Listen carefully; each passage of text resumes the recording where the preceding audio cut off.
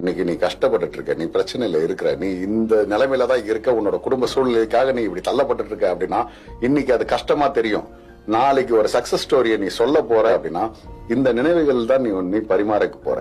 இதுதான் உன்னோட பெஸ்ட் மொமெண்ட்ஸா இருக்கும். நீ வாழ்ந்த வாழ்க்கையில சார் நான் கார் வச்சிருந்தேன் சார், நான் பங்களா வச்சிருந்தேன் சார்ன்றது பேசினா யாரும் மோட்டிவேட் ஆகிட போறது கிடையாது.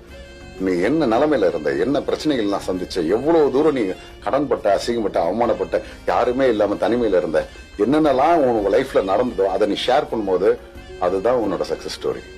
கடைசி பக்கத்தை இங்க படிக்கிறதுக்கு யாருக்குமே விருப்பம் கிடையாது. நீ நல்லா வாழ்ற வாழ்க்கையை பாக்குறதுக்கு யாருக்குமே விருப்பம் கிடையாது. ஆனா உன்னோட பிரச்சனைகள் இந்த சமயத்துல கூட இருக்கிறதுக்கும் யாரும் விருப்பம் கிடையாது. எஸ், நான் இன்னைக்கு இந்த மாதிரியான ஒரு சஃபர் பண்ணிட்டு இருக்கேன், இந்த பிரச்சனைகளை நான் ஃபேஸ் பண்ணிட்டு இருக்கேன், நான் இதுல இருந்து வருவேன், இதுதான் என்னோட தீர்க்கமான ஒரு முடிவு. நான் ஒரு நாள் ஜெயிப்பேன், ஆனா இன்னைக்கு இதெல்லாத்தையும் நான் ஃபேஸ் பண்ணாம ஜெயிக்க முடியாது. All of a sudden success வந்துடாது. Success not so easy.